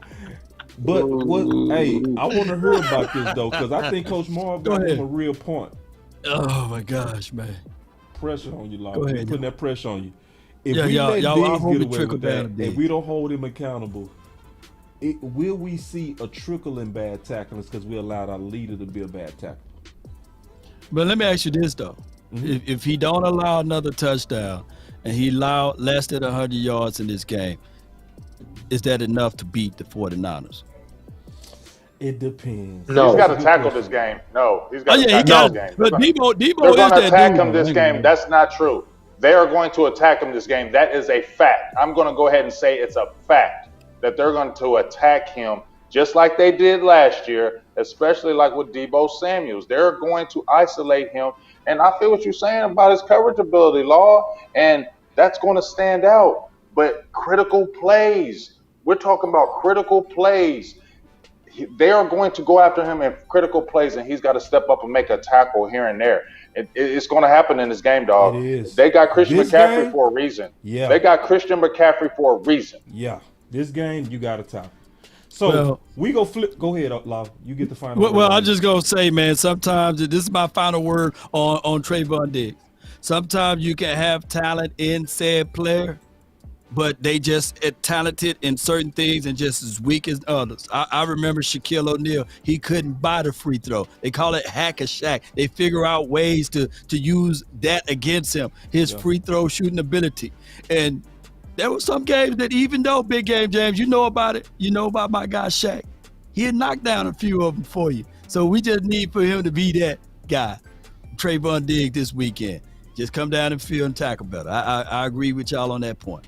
Cool. But he is still Shaq at the free throw line as it relates to tackle. Yeah. You can't change that. You can't. Now we getting ready to flip it a little bit. Now we all on San Fran. Let's talk about the offense. Brock Purdy, Christian McCaffrey, Deebo Samuels is their main stars, and then obviously Greg Kittle. We can take it however you want to go. What we gonna do to stop their offense? Well, I'll lead off on this one. I put together a video that will drop tomorrow about how to stop Brock Purdy, right? And he's white hot, and you guys need to check out that content. He's playing white hot, white, not red hot. He's white hot. Yeah, he burning. And so here's the deal: when you deal, and this actually, guys, goes back to the Trayvon Diggs conversation, because they got more weapons than what Boss Cowboy just showed. They also got a couple good wide receivers as well that can catch the football. So here's the deal, man. This is a game where stars on stars gotta win. You gotta beat that star. This is how they go win this game. Your stars gotta play better than their stars. Micah Parsons gotta get pressure. J-Ron Curse gotta come up with some big plays. Okay? My guy Hankins gotta plug the middle. This, when you have an equal talented team, they are equal talent on offense to our defense, just about.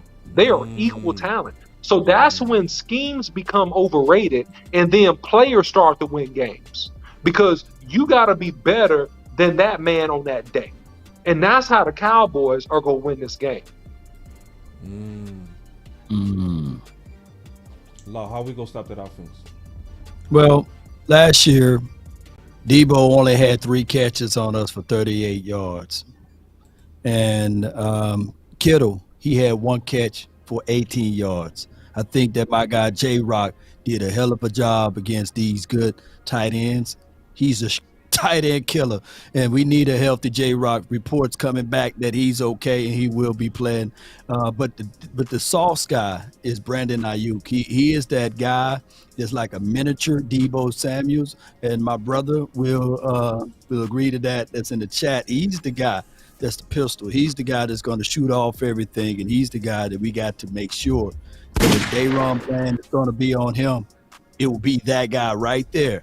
8 touchdowns, 1,000 yards, and that's the number 2 wide receiver, right? So we looking at that, and then they got extra weapon out of Christian McCaffrey. I'm still taking Tony Pollard over Christian McCaffrey. Twin, I see you in the chat. I'm still taking my guy TP. But what we got to do is not make this a game about my guy Trayvon Diggs for number 1. This should be a game about all LBs. This is a game that we got to showcase and mirror what the Niners do. Rush 4, let all linebackers cover hook to flat, and force this young quarterback to throw into tight window spaces. But we got to get it done with our front 4. I see you rocking the Hot Boys chain and hat over there, Boss Cowboy Sports. So I'm not a big fan of the name. I'm going to tell you right now. But I need these boys to be hot in order to stop and slow down the 49ers. With all what they got, last year, they only beat us with 1 possession. And it took 14 penalties for that to happen. I truly believe that we are a better team this year. And I ain't even worried about their run game up the middle. We got big Jonathan Hankins, who is very familiar with the Niners, by the way. He played for the Raiders, and he had a good job against those boys. So I'm not worried at all. Let's go, Cowboys. How we go stop that offense, big?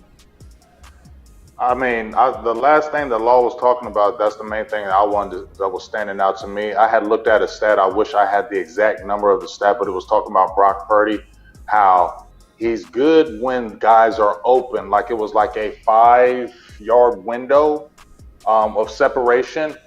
That's when he's completing most of his passes. But they say he struggles when he's throwing in those tight windows, and that's what I wanted to bounce off with Law. Yes. He's struggling in those tight windows. They said he's struggling. Let's be honest, folks. He was Mr. Irrelevant, right? He was the last person drafted in the NFL draft. Now all of a sudden he's the greatest thing since sliced bread. I don't believe it. Okay, that's a good team around him. But guess what? He's never seen this in the playoffs, has he? He's never seen none of this. So I want to see some Dan Quinn. I know we heavy cover 2, cover 3. I know we love he's more of a zone guy, Dan Quinn is. But I would like to see Dan Quinn get a little maybe exotic. Trick this young guy up. Put these guys. I know what you just said, Law, that Trevin Diggs is not good press man. But I feel like we got to really get up on them, especially like you said with the linebackers, and make him throw into those tight windows. I feel like he's going to fail in that. We can't let those guys be open, giving them a 7-yard cushion, letting him be able to complete the easy pass. That's what we can't do. We have to make him make good passes. And I think that's what's going to really be key. Put the pressure on him and force him to throw those tight window throws. This dude was Mr. Irrelevant. I don't believe no Brock Purdy. I believe you got a damn good San Francisco team, but I don't believe in your Brock Purdy. I'm sorry. All of a sudden, you great. Garoppolo was ahead of you. Trey Lance was ahead of you, and we never even knew about you. So don't go around and start telling me Brock Purdy is the best thing since sliced bread. Yeah, he's hot, but can we also look at the teams he played?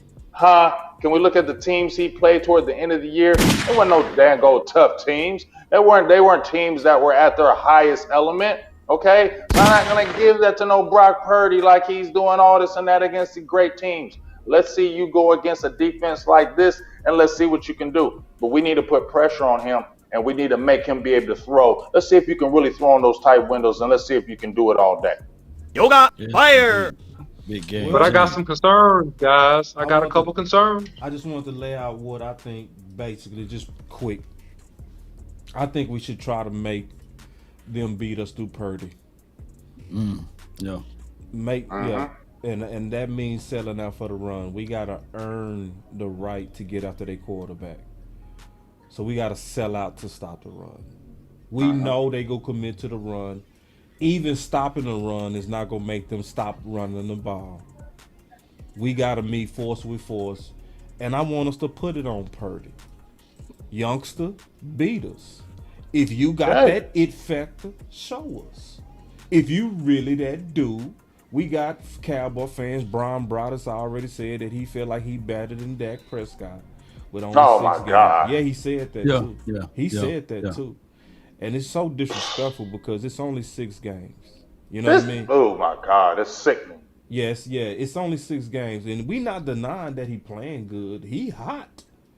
But hold on, y'all. Our own fans waited and it said after Dak won 11 games, well, let's see you do it one more time. After 6 games, y'all really like this dude is just already on Dak level? Nah, I need to see more. You got to show me, brother. I want to see when we go get after you, we want to see if that pause is really pause. We saw you do the cute high step. It was cute. It was cute last week.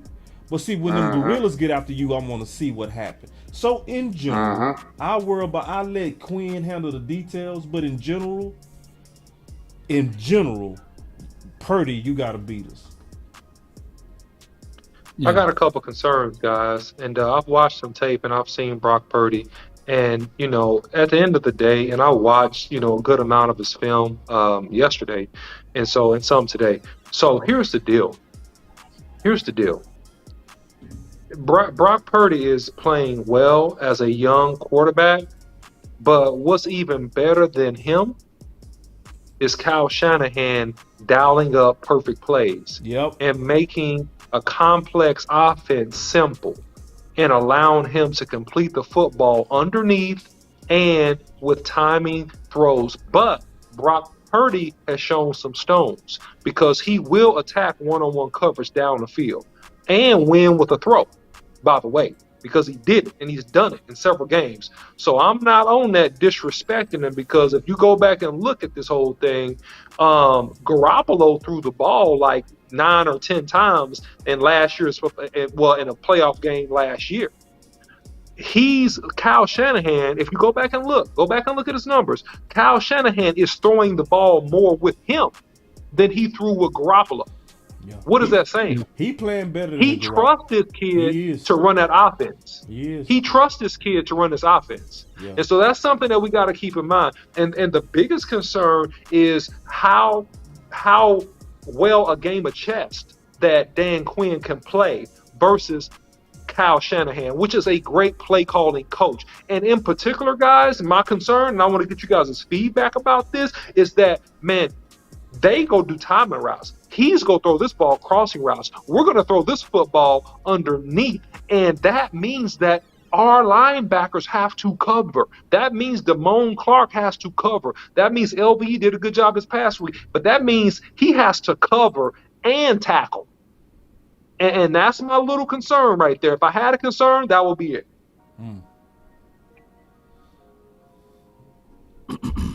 Yeah. To make this a shootout, it may be a shootout then. You know, I've seen that, and I know that was a whole different game, a whole different game plan. Kansas City Chiefs put up 44 points to their 23. Pat Mahomes threw for 423 yards with a QB with a passer rating of 132. And I know that Dak Prescott, for those who are going to say, well, he ain't Pat Mahomes. But damn it, that defense is still subject to being exposed like that if they don't create the pressure. And if we can keep everything up front and clean for Dak Prescott, I think that we have better weapons on the outside than the Kansas City Chiefs had in that game. I think that we can utilize our run game against those 49ers and exploit that against them. Of course, they are a team that rally and chase in 10-2 missed tackles. And if you go ahead and continue to penetrate, you can do that. Earlier today, I talked about Dak Prescott using those Mississippi State legs. Right. Well, I seen Geno Smith use his legs. Whatever school he went to, Virginia, somewhere, he used those legs and he was able to get the first down. So what I'm saying is that this will be a game they're going to play their soft shell cover 2 defense, and Dak Prescott know how to find the soft spots in the zone. And the guy that had a big game in that game was the tight end. So we got to utilize our tight end. We got to utilize our run game. We got to make sure we leave them off balance. And on the defensive side, I seen Bruce Irvin, the man that found the fountain of youth, get in and make some pressure moves on the 49ers. Although the final score don't look like what all happened in that game, I'm quite sure that our defensive front is a whole lot better than Bruce Irvin and company. And watch what we bring to the table with Parsons. It's just going to be a good game altogether. Well, I want to say this right quick. And remember, you're listening to nothing but the best. Let's go. It's time to Hey, he started 6 games this year, right? Yeah. 6 games, 5 games, 6 games. 6. Okay, in those 6 games, he's been sacked 11 times. Okay, Arizona sacked him 4 times. I think Miami sacked him 3 times. So you can sack this guy. You can get after him. It's almost 2. They're almost giving up 2 sacks a game. So we can get the pressure on him. And when you look at his numbers, except probably the Miami game and just this last game against Seattle, but Seattle was playing over their heads, man. I'm sorry. Pete Carroll's a great coach. They were playing over their heads.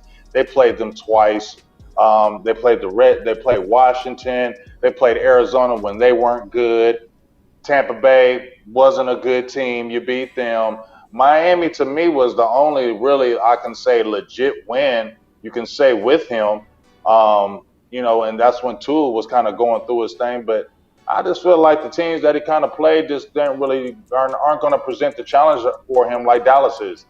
And so that's why I just really feel like call to arms. Cowboys really take this personal, really stay disciplined. No hero football, right? No hero football. Don't try to go out of your way to try to do too much. And I feel like we can really shut this dude down. I'm sorry. I hear what y'all saying, OC, about him, but I just feel like this Brock Purdy thing is a little overrated. And I feel like a team who really's got a defense that can show his weaknesses and his faults and his warts, they can show. And I think they're going to show this Sunday. I just believe that time has run out. And they said, there's only been 4 or 3 rookie quarterbacks that have made the NFC or made the championship game, or a Super Bowl or championship game, and I don't believe he's going to be one of them. Sorry. Yes, indeed. And Jarrett Stidham did put up 365 yards on them with a passer rating of 108. And they did play a balanced level of football with 34 passing attempts, and then they had 32 rushing attempts. And Josh Jacobs by himself had only 69, but Stidham, he was able to use those Stidham legs for 34 yards with totaling of right at 135 yards of rushing. So I think that if you look back at it, they went to overtime. They beat the Raiders. That was a tight game. I think that our defense is better than the Raiders' defense. Our offense is a whole lot better than the Raiders' offense. This will be a game that the Cowboys can flourish, look back at that tape, utilize the good things that the Raiders did, and take away this thing for the dub for this weekend. Love it. All right, so I got another question before we get into the final words. We talked about the offense. What do we do to stop that defense? And their defense is number one in turnover differentials. Well, that's offense and defense. But at the same time, what we gonna do about their defense? Well, I'll start this one. Go ahead, boss. First, I will say this. We got to run right at Bosa. At him. Like a plan to really be physical at him. We did the exact same thing to his big brother when we played the Chargers. We came out, we was committed to running the ball on those Chargers, and we took away that pass rush. We looking at and going against likely the defensive player of the year. You know what I mean? So all the throw on first down guys, kick rocks. This ain't the game for that. This is not the game. The main thing that we need to do early and often is to take away the pass rush by going at him. Second, we definitely gotta throw it to our running backs. Yep. I want us to use touches as an extension of the running game. That's what I would want us to do. I think we go match up good, athlete on athlete, and I think we can make plays that way, and we can score points, you know. And I think with San Fran, to beat them, I think you gonna only need 30 points and you can put them away. I think our defense go good, do their part, but I think with 30 points they gone, maybe even 28 points. But to me, that's one of the main things to do to try to limit that defense is to run right at their best pass rusher. A lot. Yes, indeed.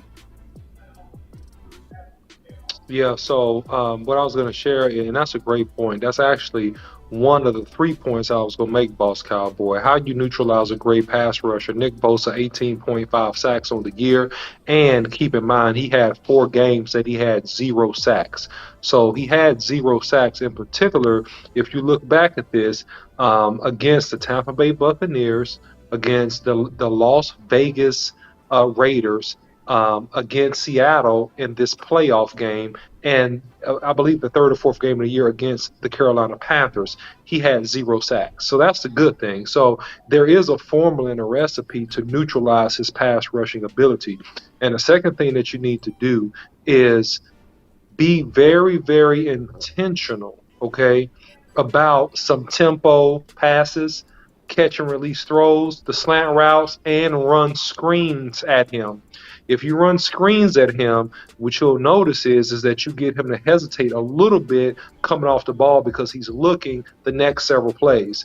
And that's all you need. That's just enough to keep him honest so that he does not pin his ears back and go full speed at your tackles. Because as great as Tyron Smith is, and as well as Tyler Smith has played, it's not going to be a favorable matchup to let him be in a position to run up the field full speed at these guys, because not only does he have speed, but he's extremely strong, right? He's built almost like a bodybuilder, and he has great hand work, so he can get off you with his hands and defeat hands and close that loop and get sacks. And the last thing you need to do against this guy is that you need to bring help. And you don't need to bring the type of help like soon as the ball snaps, you run the running back up at him. No, you need to have somebody lined up really close to him in a tight formation, whether it be a tight end or whether it be a wide receiver, and you need to chip him immediately when the ball snaps so that you can stop his momentum and slow his get off. And that's how you deal with him. Fred Warner is probably the best middle linebacker in football. Yep. And at the end of the day, it's only one way to deal with a guy that is really good.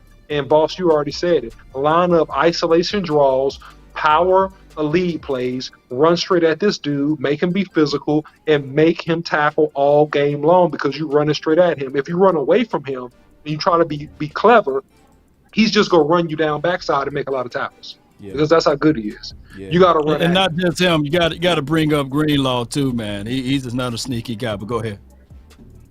No, you got it, guys. You got it, Law. Go ahead. No. I was gonna say Dre Greenlaw.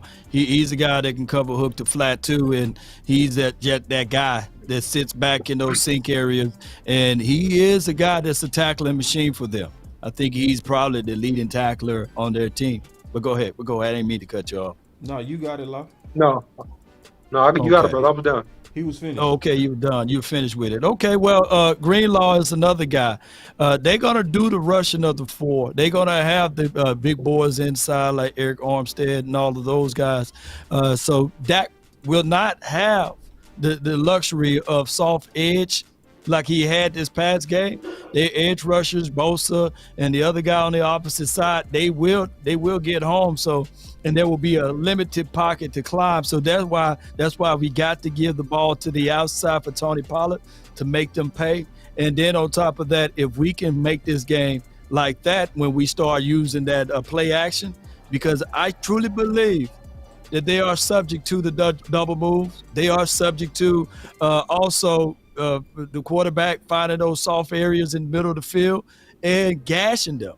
And Dak Prescott, if he roll out and Bosa's fool around, cut too far in there, he's due for a big gash on the run on the outside. So this should be a game. That's how you got to neutralize their defense. They are a fast team. They are a team that, like I said, they rally and chase, and they will miss some tackles. They got a guy named Talano who's very good, but he's an all-pro, what have you, and also a Pro Bowler, but he will miss some tackle. He is an over-aggressive guy. He's an opportunistic guy, but you can utilize that against him. Appreciate that analysis, Low. Big, it's on you, big dog. I think we need to play fast. I think we need to continue to play fast like we were playing against those Buccaneers. I like how we put the pressure on that defense. I agree with y'all how we need to attack Bosa, but I feel like we need to really just play fast against these guys. A quick tempo offense. Dak Prescott is a rhythm guy. It looks like we're a rhythm offense. When we can get that rhythm rolling, we start really putting that pressure on that defense. And I really like to see some no huddle. That's another way to get a pass rusher, run them down, get them tired. Come to that line quick after you get a quick, 6 yards on the play. Let's get right back to that line of scrimmage. I think we need to continue to play faster against these guys and not play a slow down, prodding type of game. I know we love Ezekiel Elliott, and I understand the physicality, but I need to see some Tony Pollard in this game as well. If you look at his games, especially when we played them, when I think it was Dak was hurt, Tony Pollard was lit. He was lit that game and was turning up in that against that defense. So I need to see a heavy dose of Tony Pollard. We need to see quick flats out like you was talking about, screens, the sprint draw like Coach Marv said in that super chat. I think we just need to play fast against these guys and put that pressure on that defense. See, one thing about a team, just like if you're a basketball team, right? They say a team that pressures people don't like to be pressured, right? With a team that full course pressure you, those teams don't like being pressured. They like to put the pressure, but they don't like the pressure put on them.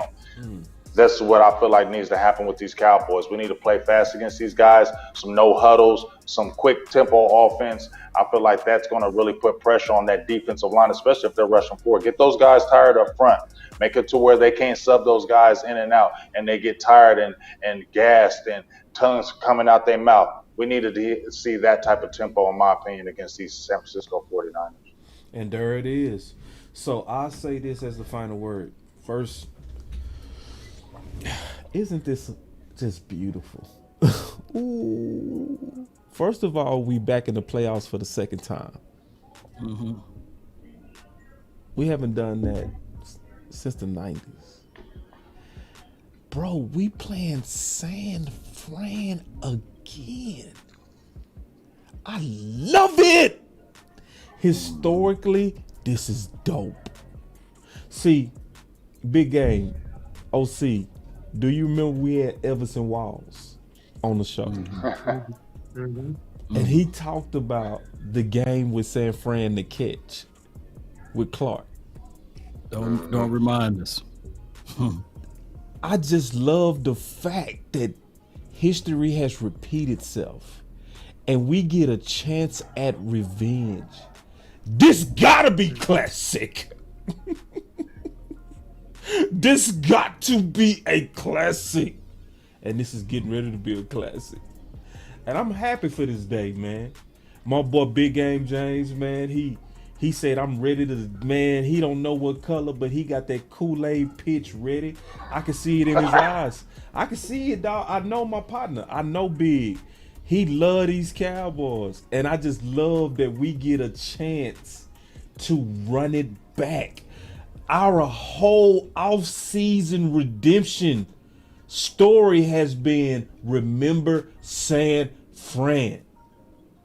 We started training camp with that. We said, remember San Fran, how they was physical at us. This our chance. This our chance. And I think we're getting ready to see some beautiful, beautiful Dallas Cowboy football.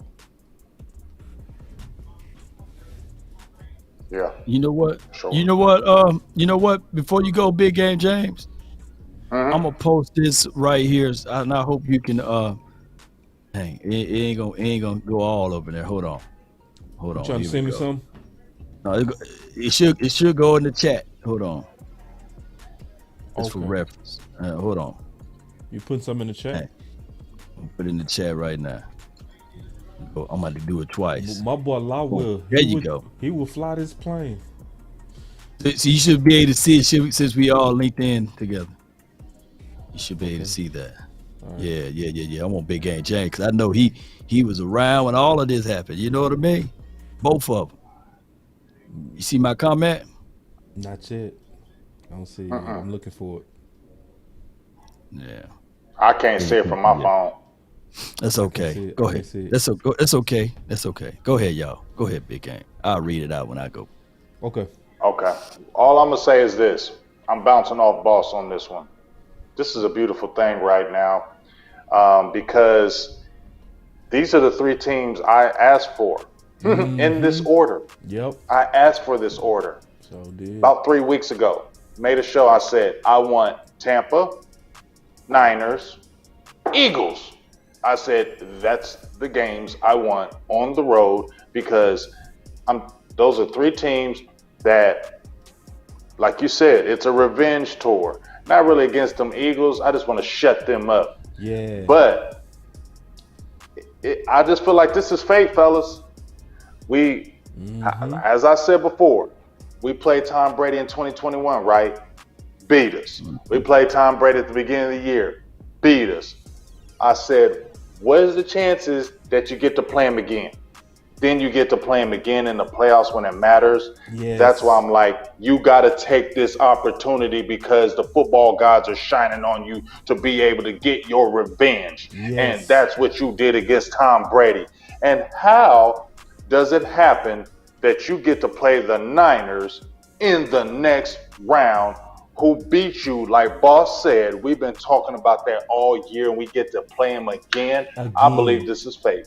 Yep. I believe this is fate. Yep. I believe this is fate. Yes, Football fate. You're going down, San Francisco. Read the tweet again, y'all. San Francisco, you're losing. Purdy Pumpkin is happening. And the Cowboys going to walk out with that victory in San Fran. Now, I don't know about that next game, But this game, you see that Kool-Aid, man, I'm going to be drinking it because the Cowboys are going to beat the Niners, and Brock Purdy is coming down to earth. Book it. Man. That's my final word. Love it. Man. Ooh, okay, I see your super chat in here, Law. I finally got it. It came through. Let me get Law up in here. He said 1992. 30 San Francisco 20. 1993. Dallas 38, San Fran 21. 1994, Dallas 28, San Fran. See, ooh, this. Yes, indeed. Ooh. So that's just what I was just trying to say. Dallas 30, San Fran 20. That's in 19 to 92, and then back to back in 93. Dallas 38. San Fran 21, you know what I mean? Back to back, beating that doggone back. Twin know about that, you know what I'm saying? Folded up, going to cry to mama. I already know. And then in 1994, it was going to be the 3-peat, but that dude, prime time for your mind, done PI'd my guy, the playmaker. And I still not let that go. I'm going to put that on my tombstone somewhere. But that's just what it is. And then in the year of 2021, yes, indeed, the Dallas Cowboys lost to those doggone San Francisco 17-23. Now we just getting our revenge back for what is rightfully designed for the Cowboys, the real American team with the silver and blue. We're gonna go over there to, where they at? Santa Clara? They ain't in the Bay Area no more because we own the Bay. Y'all know about that. So we gonna go over there and we gonna put the whooping on those doggone 49ers so that when I pick up my phone, I can be hearing this. Don't tell mama what I'm gonna do to you. Come on, bro. Come on, boy. So hold on, Law. Was that your final word or you got another one to eat? No, that's my final word, man. Let OC close it out today. Okay, Let's OC go, baby. It out. Let's go, baby. Let's OC, go. You the closer today, big dog. Hey, man, listen. This is Road to Redemption Part 2. We already done retired Brady, man. He's out of here. Now we got the San Francisco 49ers coming up, man, in their home field. And so this is what's going to go down. And this is what I really believe at the end of the day. The Cowboys are going to run the ball very, very effectively. Dak Prescott is going to have another brilliant performance. He's going to be just as good, if not better than he was versus the Bucs. And our defense is going to get to Purdy. And at the end of the day, I think this one might be a classic. But I'm going to tell you like this, guys. I think that the Cowboys will definitely come out on top. We got the better quarterback. We got the better team. And we got the better mojo. I think the Cowboys is hitting that sweet spot where we got that mojo. And that's what I see in this particular game. So look out for the Cowboys to go down to San Francisco 49ers home field and go ahead and take their gold, stash it in our saddle, and then ride the horse all the way back to Dallas. That's what we finna to do, man, and go beat these 49ers this Sunday. Let's go. Let's go. Go. Man. That fucking close, man. That was a good one. Oh, man, you know, but that boy OC go hard. Man, I can't believe Law got a brother that's a San Fran fan. That's crazy. Yeah, and we wasn't dodging you, man. He was saying, send me the link. He donated too. Send the link. Boy, I would have loved it. Ooh, I would have threw you all the way up in here, twin. Damn. So we would have gave you that business today, twin. You lucky. You so lucky, twin. you didn't want this today, twin. And I know twin go hard. I boxed twin before. Yeah, twin got some hands. Man. Yeah, he was all in context, Law, context. Well, I'm gonna contextualize it for you. Man, Cowboys we did want that smoke. Twin say, dog, we want that smoke. I'm gonna try to see if I can work out something with you and your brother, man. I gotta do a show with both of y'all, bro. If we can work that out some kind of way, I know that's a miracle this week. But twin, we gotta get you, bro. Ooh, we gotta get twin on, man, with Law. Woo, man, we gonna smoke you, twin. Let's get it. Let's get it, man. Refine I mix Nike with designer, I experiment. Word. You just rock what's on the shelf and I'm not feeling it. Let's go. Search for the one, but baby girl, it's nothing real as this. Can't trust a soul, I keep a hammer, call it Fatality. I've been really in the field, love the rush, I love the feel. Lately, I just wanna run it up.